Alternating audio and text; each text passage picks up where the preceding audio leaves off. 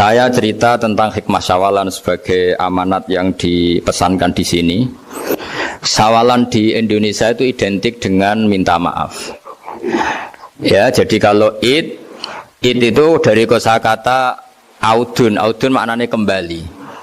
Setelah kita puasa 1 bulan, kita insya Allah ber-KTP surga lagi.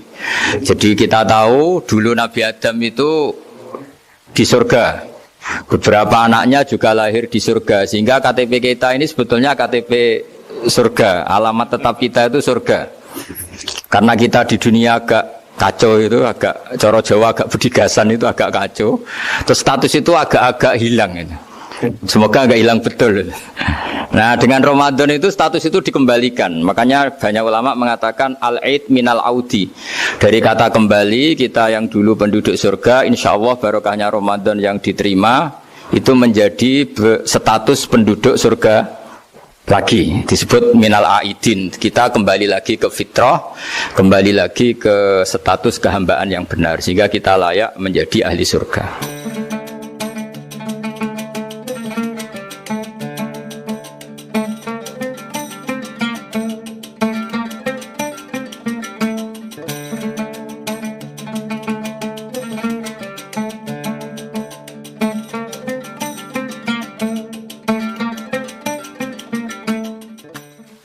Al-Fatihah.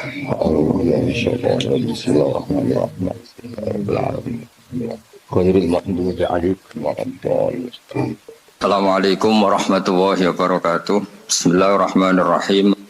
Ada aturan dalam ilmu hadis. Jadi di antara aturannya itu sebuah riwayat itu menjadi kuat meskipun asal-usulnya riwayat yang lemah kalau menjadi perilaku sosial. Karena perilaku sosial itu menunjukkan didikan atau pendidikan atau tarbiyah dari leluhur sampai kita. Misalnya saling memaafkan. Itu hadis tentang persisnya saling memaafkan mungkin banyak yang masalah ketika teksnya ada yang sampai menyebut fatasofaha salaman. Bisa orang berdebat hukumnya salaman kayak apa, apalagi musim sekarang. Orang saling curiga untuk nggak salaman itu. Tapi apapun itu perdebatan dalam persisnya teks, jika diperkuat oleh perilaku sosial, maka hadis itu menguat menjadi baik. Saya cerita tentang hikmah syawalan sebagai amanat yang dipesankan di sini. Syawalan di Indonesia itu identik dengan minta maaf. Ya, jadi kalau id itu dari kosakata audun maknanya kembali. Setelah kita puasa 1 bulan, kita insya Allah ber-KTP surga lagi. Jadi kita tahu dulu Nabi Adam itu di surga. Beberapa anaknya juga lahir di surga. Sehingga KTP kita ini sebetulnya KTP surga. Alamat tetap kita itu surga. Karena kita di dunia agak kacau itu, agak coro Jawa, agak bedigasan itu agak kacau. Terus status itu agak-agak hilang itu. Semoga agak hilang betul. Nah, dengan Ramadan itu status itu dikembalikan. Makanya banyak ulama mengatakan al-aid minal audi. Dari kata kembali, kita yang dulu penduduk surga, insya Allah barokahnya Ramadan yang diterima itu menjadi status penduduk surga lagi. Disebut minal aidin. Kita kembali lagi ke fitrah, kembali lagi ke status kehambaan yang benar, sehingga kita layak menjadi ahli surga. Saya mulai dari status kehambaan. Memang untuk menjadi ahli surga itu kita tidak boleh menandingi Tuhan, menandingi kekuasaan Allah. Sehingga syarat dasar masuk surga itu harus abdullah. Kita berstatus hambanya Allah. Disebut fadkhuli fi ibadi. Masuklah dulu sebagai hambaku. Jadi kita berstatus sebagai hambanya. Baru setelah layak jadi hambanya, baru wadkhuli jannati, baru berstatus layak sebagai ahli surga. Jadi status kehambaan ini kita mantapkan dulu. Jangan ada status lain kita di depan Allah kecuali status kehambaan. Saya punya analogi dan itu saya ulang-ulang karena di antara ciri Quran itu mengulang-ulang sesuatu yang harus jadi pegangan. Saya ulang lagi, di antara ciri Quran itu mengulang-ulang sesuatu yang jadi pegangan. Jika kita belajar ilmu fisika atau ilmu apa saja, maka kita akan bicara materi sesuai statusnya. Jadi kita harus latihan untuk iman kepada Allah. Saya tanpa mengurangi rasa hormat, saya memberi contoh begini ya. Ini jam, materinya dari besi. Ini kertas, materinya ya kertas. Tentu secara fisik, orang akan bilang jam ini lebih kuat timbang kertas. Dan itu pasti dibenarkan dari segi materi. Tapi kalau Anda beragama dan Anda tahu bahwa pengendali alam raya ini Allah Ta'ala, maka kamu akan bilang, terserah Gus Baha gitu. Bisa saja jam ini saya punya niat saya hancurkan, kertas yang lemah ini saya simpan. Sehingga jam tangan ini 5 menit lagi saya hancurkan sehingga benar-benar rusak. Sementara kertas ini saya simpan sampai bertahun-tahun awet. Nah, kira-kira seperti itulah ilmu manusia. Sesuatu yang kita sangka kuat, ternyata Allah punya rencana menghancurkan itu. Dan yang kita sangka lemah, ternyata Allah punya rencana untuk mengabadikan itu. Nah, di sini pentingnya iman, lahu maqalidus samawati wal ard. Hanya Allah yang mengendalikan semua. Jadi jangan mentang-mentang kita punya ilmu bahwa materi besi itu lebih kuat timbang kertas, terus kita pastikan bahwa besi lebih awet ketimbang kertas. Kita sisakan satu keyakinan, terserah Allah, terserah pengendalinya. Nah itu agama, bilang terserah pengendalinya itu agama. Ya mungkin tadi aja problem sinyal, saya ulang lagi. Ibarat saya ini megang jam tangan yang materinya dari besi. Ini kertas yang materinya lemah. Tentu kita akan bilang bahwa jam atau besi lebih kuat ketimbang apa? Kertas. Tapi Anda salah. Anda harusnya ngomong bahwa terserah pengendalinya. Bisa saja saya punya rencana menghancurkan besi ini sehingga 5 menit lagi hancur. Dan saya ingin mengabadikan kertas ini, saya simpan di tempat yang aman. Nah kira-kira agama itu bukan anti ilmu, sehingga agama boleh kamu mengatakan besi ini lebih kuat ketimbang kertas. Tapi harus kamu tambahi dari segi materi. Tapi kalau dari segi pengendalinya, maka kita jawab terserah Allah Subhanahu wa Ta'ala. Nah ini di sini pentingnya beragama. Jadi meskipun Mars itu kayak apa kuatnya, bumi, gunung kayak apa kuatnya, ternyata gunung yang kita kira kuat ternyata nyimpan magma yang potensi meledak. Yang gunung kecil yang kelihatan dari pasir kecil yang tidak berdaya ternyata nggak nyimpan magma, jadi nggak direncanakan untuk diledakkan. Itu, nah agama itu seperti itu yang disebut di surat Yasin misalnya Allah itu siapa? Biyadihi malakutu kulli, yang dalam kendalinya itu semuanya di alam raya ini. Sehingga di kehidupan nyata juga sama. Ada orang yang nekuni ilmu ekonomi tapi miskinnya Masya Allah. Ada yang gobloknya Masya Allah tapi kaya. Ada kiai yang punya doa banyak hidupnya biasa, yang nggak punya doa kaya. Itu saya pernah baca di sebuah hadis qudsi. Ada riwayat begini, Nabi Musa ketemu Allah ditanya, Limadha kata Allah, kenapa saya memberi rezeki orang yang bodoh? Ahmak itu orang yang bodoh sekali. Kadang tak ciptakan dia jadi orang kaya. Dan yang pintar ekonomi kadang tak ciptakan jadi orang miskin. Si Nabi ini tanya, kenapa ya Allah? Supaya dia tahu yang mengendalikan rezeki itu saya, bukan ilmunya dia katanya. Jadi banyak orang, misalnya kita yang pintar dipekerjakan orang yang nggak pinter, yang punya pabrik tidak pinter, mengerjakan orang yang pinter. Jadi ya kira-kira agama itu seperti itu. Sehingga dalam kita beragama itu yang paling ditekankan itu tawadhu. Tawadhu itu merasa sopan atau memang sopan betul. Kalau dalam Ihya disebut sekiranya Anda tidak bisa tawadhu secara rasa, tawadhulah secara ilmu. Saya ulang lagi ya, sekiranya Anda tidak bisa tawaduk secara rasa, tawaduklah secara apa? Ilmu. Karena ilmu itu akan abadi. Saya beri contoh begini, saya ini kan misalnya kiai di kampung saya atau di kecamatan saya. Saya mungkin bisa merasa hebat karena saya tokoh di sini. Tapi pastikan sebelum ada saya yang bernama Baha ini, agama sudah jalan. Dan di daerah lain yang nggak kenal saya juga agama sudah jalan. Betapa tidak pentingnya saya di kawasan-kawasan yang nggak butuh saya atau di era yang sebelum ada saya. Nah dengan ilmu seperti itu orang pasti tawaduk karena dia tahu daerah yang nggak ada saya ternyata ya ada masjid, ada agama. Periode yang sebelum ada saya juga agama jalan. Sehingga kita tidak kumo luhur, wah kalau nggak ada saya agama nggak jalan. Zaman Wali Songo tidak ada saya agama ya jalan. Ekonomi juga gitu. Kalau Anda pakar ekonomi yang mensejahterakan rakyat, cara tawadhu itu kalau nggak bisa dengan rasa, dengan ilmu. Sebelum ada kamu banyak orang kaya, banyak orang yang nggak kenal kamu juga kaya. Banyak periode yang saat itu udah ada Anda juga kaya. Berarti Anda ini tidak siapa-siapa. Makanya saya pernah didatangin seorang profesor. Ini kisah nyata. Gus, sebetulnya saya dengan bapak saya itu pinter mana? Bapak saya itu tidak tamat SD, tapi saya bisa profesor. Saya ini profesor, anak saya naik kelas saja sudah senangnya bukan main. Artinya ini orang bodoh bisa menciptakan orang pinter, yang orang pinter kesulitan menciptakan orang pinter lagi. Nah, kalau kita tidak bisa tawaduk secara rasa, tawaduklah secara ilmu. Ikhlas juga gitu, saya sering ngajarkan ikhlas di beberapa kesempatan ngaji. Kalau Anda tidak bisa ikhlas secara rasa, ikhlaslah secara ilmu, pasti bisa, bukan mungkin bisa, pasti bisa. Secara ilmu. Makanya di Quran disebut fa'lam annahu la ilaha illallah. Ilmu, fa'lam itu dari kata ilmu.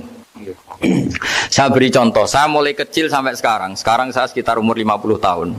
Mulai kecil sampai sekarang itu ya bilang kalau kertas ini putih. Itu ya ada yang gaji, ada yang bayar. Tapi saya selalu bilang kertas ini putih. Yang hitam ya saya katakan hitam, yang merah saya katakan merah. Kenapa? Karena itu fakta. Saya ulang lagi, karena itu fakta. Sehingga saya untuk mengatakan putih tidak perlu ada yang bayar. Sehingga ketika kita latihan sholat, latihan ibadah, dan mengakui Allah itu sebagai Tuhan kita akan malu. Loh, faktanya Allah itu kan Tuhan. Mau mengatakan fakta kok minta upah ini gimana? Kita mengatakan Allah Tuhan itu sama dengan mengatakan kertas ini putih. Sama-sama itu fakta. Sama seperti saya mengatakan Pak Jokowi itu presiden kami. Itu kan fakta. Masa nunggu kalau dikasih BLT katakan presiden, kalau enggak ya enggak. Itu kan ribet jadi. Pak Manut misalnya rektor UGM. Mbok saya enggak digaji di sana atau enggak kerja di sana bilang kalau beliau itu rektor. Pak Ganjar gubernur Jawa Tengah. Mbok saya dikenal apa enggak ya beliau tetap gubernur. Lama sekali kita mengatakan fakta itu ikhlas. Ikhlas itu artinya enggak minta apa-apa. Karena kita ingin ngomong sesuai fakta. Nah Allah Tuhan itu fakta gitu. Nah kenapa untuk mengatakan Allah Tuhan nunggu? Dah saya ini Tuhan kamu. Ya nunggu dulu Gusti, kalau engkau masukkan kami ke surga, engkau Tuhan. Kalau enggak ya enggak jadi. Itu enggak bisa seperti itu. Ya Allah tetap Tuhan. Nah kalau Anda tidak bisa ikhlas secara rasa, ikhlaslah secara ilmu. Ilmu ya tadi kita akan selalu bilang yang putih, yang hitam. Makanya ini pentingnya ilmu. Tawaduk juga gitu. Kalau Anda ditakdir orang yang GR, yang gede rumongso, ditakdir orang yang kumo luhur, secara rasa bisa dilawan secara ilmu.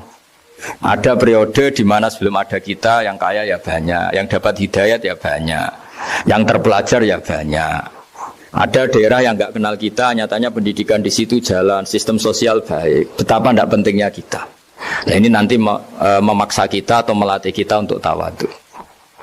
Nah dari hikmah ilmu itu kemudian kita minta maaf sama orang lain itu mudah. Karena kita sadar bahwa adanya kita ini problem. Saya sering digojlok orang-orang kaya. Orang-orang kaya itu ya kadang agak kurang ajar tapi nggak bisa dibantah. Begini, pernah tanya saya gini, Gus, saya ini punya mobil mahal, harganya 2 miliar. Kayaknya yang berak pakai jalan raya saya kan. Kok bisa bayarnya pajak saya mahal? Sehingga kayaknya paling pantas saya. Yang naik ontel itu kan nggak bayar pajak. Harusnya nggak boleh pakai jalan gitu sih. Terus saya bilang, mbah-mbahnya yang naik ontel itu pejuang, bapak kamu enggak kata. Kamu nggak warisnya kata. Artinya ada teori dalam kitab hikam itu kitab tasawuf dalam pesantren. Itu kebaikan saja di soal. Misalnya begini, kita ini bangga sebagai urip yang tertib, hidup yang tertib di kantor, di tempat-tempat pekerjaan. Tapi kalau itu semua terjadi, kalau ada kecelakaan di jalan itu nggak ada yang nolong langsung. SAR paling efektif, tim penolong paling efektif itu ya orang-orang nganggur itu. Orang-orang yang di jalan-jalan di perapatan itu kalau ada kecelakaan langsung nolong. Itu nanti ambulan itu yang kedua, ketiga, yang nolong pertama ya orang-orang yang nganggur-nganggur di jalan itu. Ada orang tersesat nolong. Maka ketika seorang sahabat tanya, ya Rasulullah kalau engkau melarang kita jagongan di jalan itu kita tidak bisa. Tapi kata Nabi, ya silahkan saja tapi adu haqqat thoriq, hak kamu di jalan itu datangkan. Apa itu? Ya kamu bisa amar ma'ruf nahi mungkar. Coba kalau di terminal, di tempat publik banyak orang yang soleh, itu nanti copet ya sungkan. Yang mau jambret ya sungkan, karena yang di situ orang-orang soleh. Nanti yang nggak sholat juga sungkan, karena yang di situ banyak yang sholat. Jadi kenyamanan orang pergi jauh di tempat-tempat sepi itu ya barokahnya orang-orang nganggur terus ngaji, wah nengkono masih rame, ada orang yang di perapatan, di pertigaan. Bayangkan kalau ini orang-orang soleh, pasti itu nyaman, karena wilayah publik dihuni orang-orang yang soleh. Tapi orang pasti bilang itu nggak tertib. Kita inginnya hidup ya tertib di kantor atau yang suka di masjid, di masjid. Tapi kalau itu terjadi, itu nggak ada tim SAR gratis yang setiap saat kalau ada orang kecelakaan nolong. Makanya dalam makalah hikam itu paling masyhur diantaranya itu manusia itu siapa? Manusia itu mangkanat mahasinuhu masawiyah, fakih falatakun masawihi masawiyah. Manusia itu orang yang saat baik saja ada salahnya, apalagi pas salah. Jadi kalau kamu punya toko lagi laris dan saat laris itu Anda ngerumat keluarga Anda melakukan kebaikan pada keluarga Anda, pasti ada toko lain yang termahjubkan, yang tersingkirkan. Makanya saya pernah diskusi sama kiai besar, guyonan sama saya. Kita kalau kiai besar sebaiknya kalau diundang di musola kecil datang apa enggak? Kata kiai yang satu, jangan datang Gus, itu jatahnya kiai kecil. Terus kata yang satu, datang Gus sebagai bukti tawaduk bahwa kita kiai besar pun mau diundang yang kecil. Akhirnya kita ini ya kadang datang kadang enggak, karena kadang kita enggak datang supaya jatah rezeki kiai kecil enggak terambil. Kadang ya mau datang supaya dikira tawaduk. Makanya kalau seorang profesor sering turba di bawah itu ya kasihan yang S1, SPDI itu kan nanti enggak jadi bintang kalau profesornya sering turun. Kalah terus itu. Jadi kadang-kadang itu orang itu harus berpikir secara ilmu, jangan rasa terus. Jadi itu ilmu. Jadi semua yang kebaikan yang kita lakukan itu secara ilmiah bisa diperdebatkan. Ada orang senang ngomong serius supaya bangsa ini maju. Tapi bapak saya itu pesan saya, kamu kalau ngiyai itu jangan sering ngomong serius kan. Masyarakat sudah capek mikir utang, mikir keluarga. Udah gitu sowan kiai dijak ngomong serius lagi nanti capek kan. Sehingga kiai dulu tuh kalau ketemu orang ya guyon terus. Karena tahu masyarakat sudah capek. Sudah banyak yang takut tanggal kredit gitu. Sudah takut tanggal kredit, takut problem sowan kiai diancam neraka lagi, itu kan ketakutan berkali-kali. Jadi makanya ini kan kebaikan itu dievaluasi karena kita tidak nabi, tidak wali. Jadi kalau kata hikam itu apa yang Anda kira baik itu ada masalah. Apalagi sedang masalah. Saya sering cerita ada orang suami istri harmonis sekali. Itu tanyakan ibunya, pasti mulai gak peduli dengan ibunya karena terlalu harmonis dengan istri. Oh itu pasti bukan mungkin lagi. Jadi jangan tanya istrinya, tanya ibunya. Oh jok nikah lupa saya, ngalor ngidul sama istrinya. Tanyakan temannya, wah itu jok nikah lupa temennya. Tapi yang baik sama teman, tanyakan istrinya, jatah belanja untuk ngopi. Ya begitu terus itu. Jadi siklus sosial itu. Nah, di sini pentingnya saling minta maaf karena dalam kebaikan kita pasti ada kesalahan. Ketika karir kita baik di pemerintahan maupun di kampus, pasti dengan sendirinya ada yang agak tersingkirkan. Meskipun itu sudah hukum alam, tapi apapun itu kita harus minta maaf. Makanya banyak saya sering cerita berkali-kali. Dulu itu ada dua nabi yang seangkatan. Itu luar biasa debat ilmiahnya, tapi debat baik. Mulai dulu ya ada polemik itu ya mulai dulu ya ada. Yang Nabi Yahya itu suka berkawan orang-orang soleh. Kalau ditanya kenapa kamu berkawan orang-orang soleh, ya enak lah karena berkawan orang soleh. Yang Nabi Isa sering berkawan orang-orang yang nggak jelas. Ditanya kenapa Anda suka berkawan orang-orang yang nggak jelas, innama ana tabibun udawil mardo. Nabi dan kiai itu ibarat dokter, ya tentu menyembuhkan yang sakit. Kalau Anda seorang dokter pasti neliti daerah-daerah pandemi, masa neliti daerah sehat. Nah, jadi dulu bapak wasiat ke saya gitu, kowe nak dadi kiai kok bengkel. Jadi kiai itu kayak bengkel, kalau nggak siap dadani orang nggak jelas ya jangan jadi kiai kan. Itu ya, tapi kan masalahnya kita sendiri solehnya pas-pasan, takut terkontaminasi. Jadi yang jelek bukan jadi baik, kita yang baik jadi jelek. Nah itu kan mulai dulu ya polemik, sejauh mana kita punya kekuatan untuk tidak terpengaruh yang negatif. Yang negatif terpengaruh kita menjadi positif. Jadi ini cerita-cerita sawalan bahwa dalam kebaikan kita itu ada kesalahan, maka kita tetap istighfar, tetap saling minta maaf. Dulu bapak saya kalau diceritain ada seorang kiai sampai sepuh jadi imam masjid, istiqomah sekali. Dulu bapak saya itu guyu. Ya istiqomah, tapi wong liya terus ra iso dadi kader. Jadi calon-calon kiai ini sudah putus asa karena nggak pernah punya kesempatan jadi imam. Jadi di balik istiqomah itu ya ada memahjubkan orang lain. Makanya alhamdulillah di Indonesia itu ada pegawai pensiun. Kalau enggak habis itu. Karena yang anyar-anyar itu mesti ini kurang pengalaman, ini kurang senior. Tapi baru kan ada pensiun kan gantian. Tapi masalahnya di dunia kiai itu udah ada pensiun. Tambah sepuh tambah mantap, tambah sepuh tambah mantap. Nah itu sebaiknya ya mulai mundur-mundur sedikit dari imam masjid itu. Ya nyari-nyari yang lain lah supaya ada kaderisasi, ada. Jadi intinya itu di balik kebaikan yang kita lakukan pun itu ada masalah sehingga kita butuh istighfar. Di sini pentingnya dawuhnya para wali-wali, dulu ada istilah wastighfaruna yahtaju ilal istighfar. Ketika kita minta maaf, sebetulnya minta maaf sendiri itu butuh minta maaf lagi. Minta maaf lagi itu butuh minta maaf lagi. Misalnya saya dengan Mas Hilmi ini akrab, pernah pakai uangnya misalnya. Itu kadang kita bayar itu malah tersinggung, kok kayak orang lain saja bayar. Minta maaf juga gitu. Kalau kamu punya teman akrab, terus minta maaf resmi itu tersinggung. Kayak wong liya ae jaluk sepuro. Jadi kadang jaluk sepuro itu malah masalah.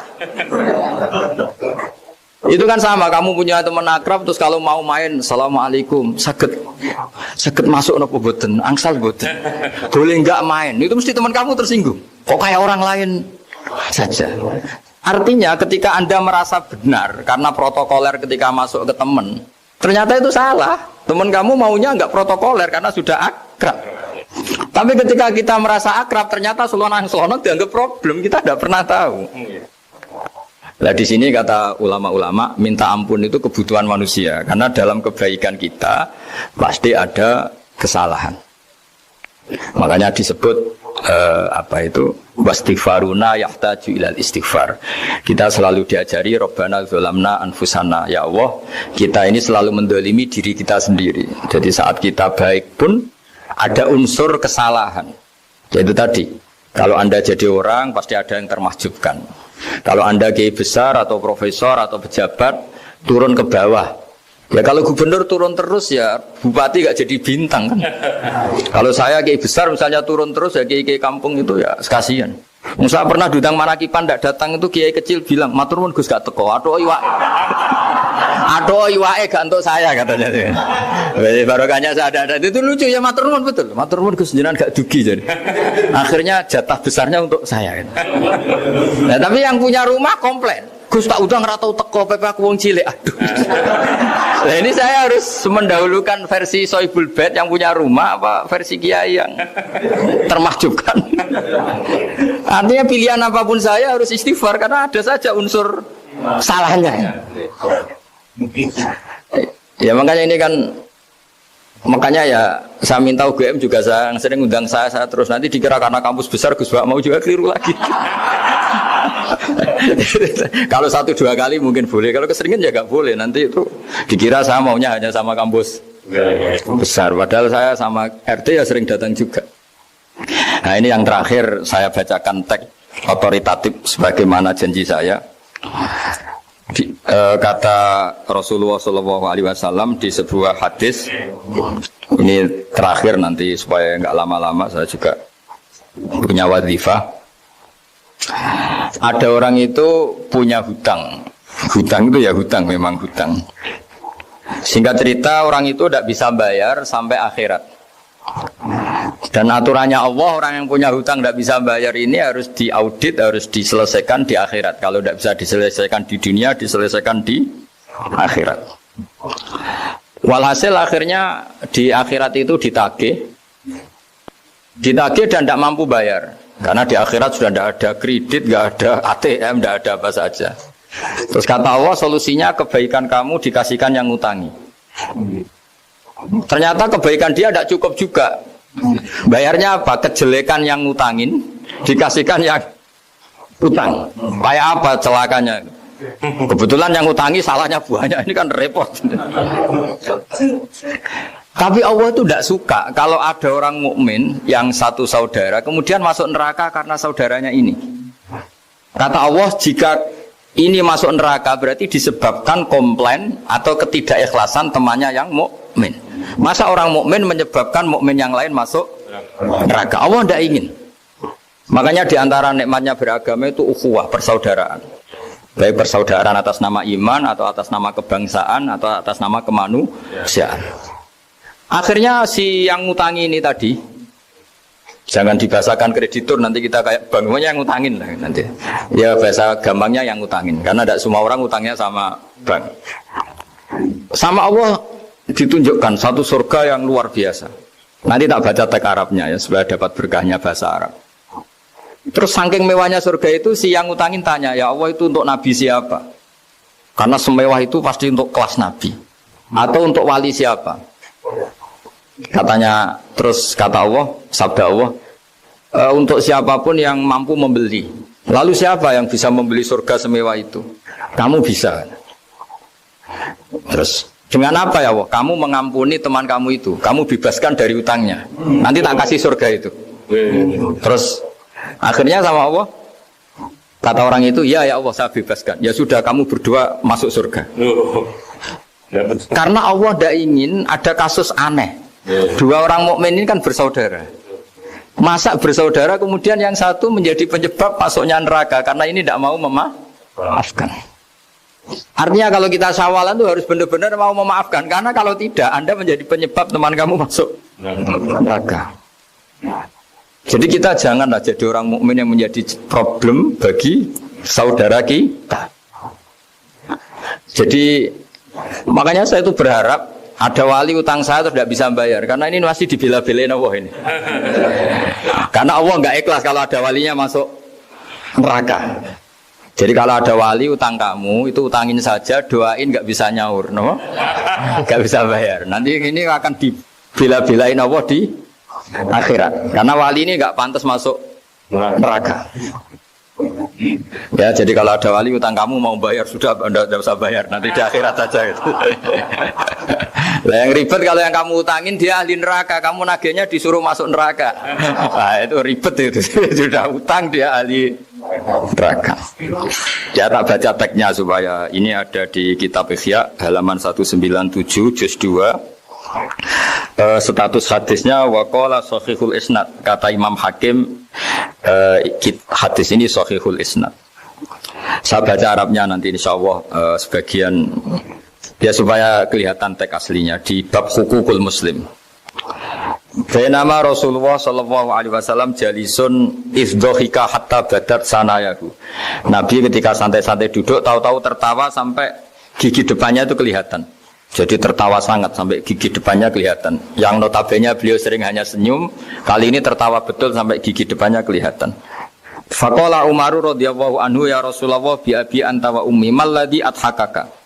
Apa yang bikin kau sampai tertawa seperti itu? Qala rajulani min ummati jasaya baina yaday rabbil izzah. Dua lelaki dari umatku sama-sama sungkeman nuntut keadilan di depan Allah. Jasaya itu sungkem, duduk bersimpuh itu kalau dalam bahasa Arab itu apa? Namanya jasiyah gitu. Faqala ahaduhuma ya rabbi khudli madlamati min hadza. Faqala wa rudda ala akhika madlamata. Qala ya rabbi lam yabqali min hasanati syai'un. Faqala wa ta'ala li talib kaifa tasna'u bi akhika wa lam yabqalahu min hasanati syai'un. Faqala ya rabbi falyahmil anni min auzari. Kalau kebaikannya dia tidak cukup, ya salah saya supaya dilimpahkan ke dia. Terus summa fadat aina Rasulillah sallallahu alaihi wasallam bil buka. Nabi di tengah-tengah cerita itu nangis.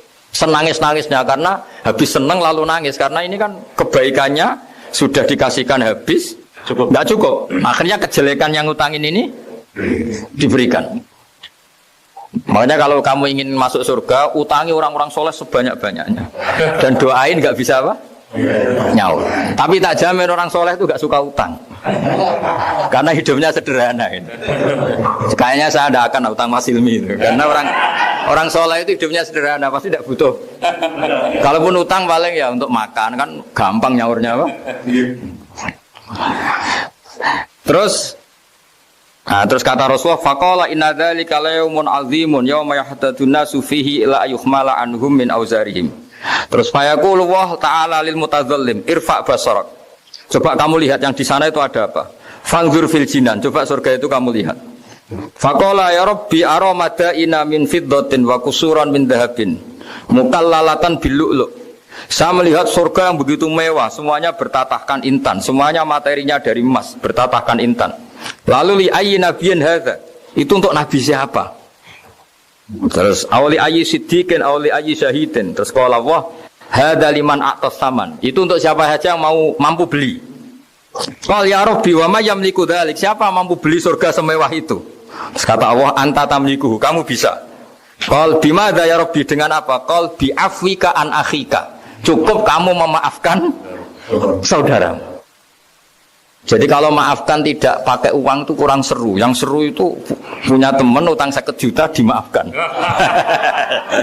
Jadi memaafkan paling seru itu maafkan apa? Utang.